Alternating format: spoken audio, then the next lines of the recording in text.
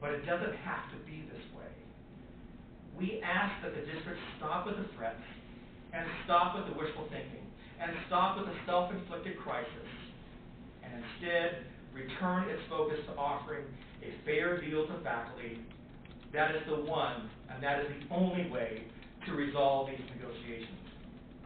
YFA remains available to meet with the district to resolve these negotiations. We simply ask that the district turn from its current path, offer a fair proposal, and jointly settle this contract. Thank you.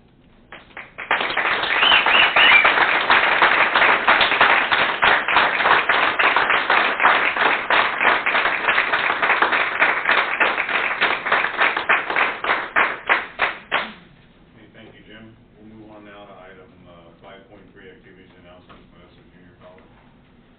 Good evening, members of the board. Can't hear you. In the interest, oh, I'm sorry. Still on the constant. Now it's on. In the interest of brevity, I am very thankful about the fact that 3 of the items I intended to discuss with you have already been touched on in great detail. I was going to talk to you about the guided pathways. I was going to talk to you about the civic engagement projects activities last night, and I was going to talk to you also about the, whoops, where's my other item here? I've lost track of that. So let me talk about the things I have left to talk about. I wanted to address particularly things that we've done as partnerships with the community. In one of those partnerships, I, along with representatives of county schools, Stanislaus State University, and the Exeter City Schools, addressed the annual Chamber of Commerce Education and Breakfast meeting. There were about 280 business people in that audience. I spoke at length about guided pathways, by the way, and one of the interesting things about that was that when I opened the speech, I read from a letter I received from a graduate of Modesto Junior College who described 2 different times that she came to the college, separated by 11 years of what she called wandering in the wilderness. The first time she was a young 18-year-old student who felt absolutely lost, totally puzzled by a college catalog that was full of courses that she could not easily choose between, and she found it difficult to get advice as to what path she ought to take. And as I was reading from this very eloquent letter, looking out over this audience, there were all these people nodding their heads vigorously, and I got the distinct notion that they were doing that because at one time they were that student.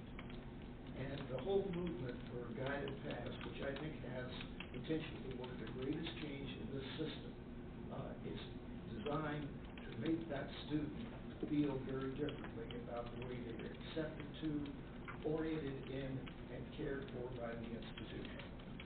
It's just a remarkable effort that Rob and the people who are working on it are doing, and it's an amazing partnership between staff, administration, and faculty, and it's been an amazing thing for me to watch. Now, the next thing I want to talk about is this Saturday, we're having the 35th Annual Hispanic Education Conference Day, an event started by longtime counselor Dean Juan Alvarez 35 years ago. It's a unique partnership between the community and the college in that several hundred students who will be here will gather in the auditorium to hear some keynote addresses and a welcome from me. They'll also go to any number of workshops scattered throughout the campus, and those workshops are by and large manned by people volunteering from the community to talk about things like how do you apply for jobs, how do you interview for jobs, what's it like to be a fill in the blank in that career. And it's just a remarkable partnership of our ability to attract people from the community who want to do things for our students. And the other particular event I want to refer you to is I think a really exceptional speaker who will be in campus. We get a number of wonderful performers and speakers throughout the year. But I want to draw particular attention to Temple Grandin, who is a professor of animal science at the University of Colorado, and who suffers from autism and has developed a worldwide reputation for understanding autism, talking about autism, and also mastering the art of and science of studying animal behavior. She's going to be giving 2 presentations on November 6th and 7th. The November 7th presentation, which is going to be in the auditorium building, or the Performing Arts building, it was like a rock concert. It sold out in about a week and a half. The other event, which is her discussion, in that event she's going to be discussing calling all minds, educating students who think differently. Her other presentation will be at the Ag Pavilion, and at that point she'll be discussing animal behavior. Dr. Grandin is a really remarkable individual, and I think we will greatly profit by her being with us. And so there are lots of good things happening at MJC. That's just a sample of it. Okay, thank you, President Collins. We'll move on now to item 5.4, presentation update, Yosemite Community College District Chancellor, Chancellor Young. There's nothing on the agenda, I was told. No, I'm just kidding. What happens when you follow them? Good evening, dear Board of Trustees, colleagues, students. Thank you for coming up to our beautiful campus for this meeting. I know it's a long drive for most of you. Apart from 2 emergency power outages during the September, we did not have any major other issues on campus so far. Here are some of the significant events that occurred in the campus since my last report. The first one is what you heard about, the Brady Wise Family Foundation, who contributed over $2 million to the college foundation. It was my privilege to meet with the family during the plaza dedication ceremony. The event was very well attended by the local community.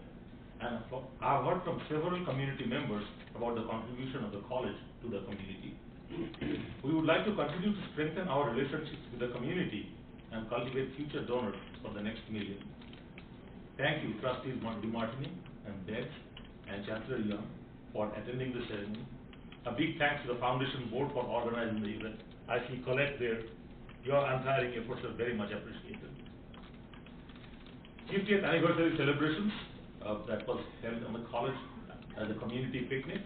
Few hundred alumni, retirees, community members, present and future students attended the ceremony. There was free food contributed by the local businesses. Faculty and staff participated enthusiastically and showcased our programs. Thank you, Trustee Rojas, for attending the event.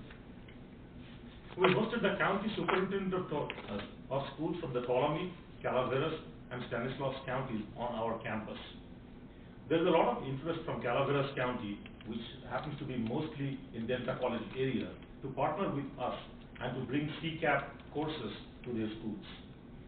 This is an interest, there is a lot of interest, and we discussed the possibilities of offering video-based courses in these areas. The places we have 2 and 5 students where we cannot open a physical campus, we have the opportunity of beaming out our courses out there and foster the partnerships. Students can take these courses both in synchronous and asynchronous manner, and we can maintain our classes.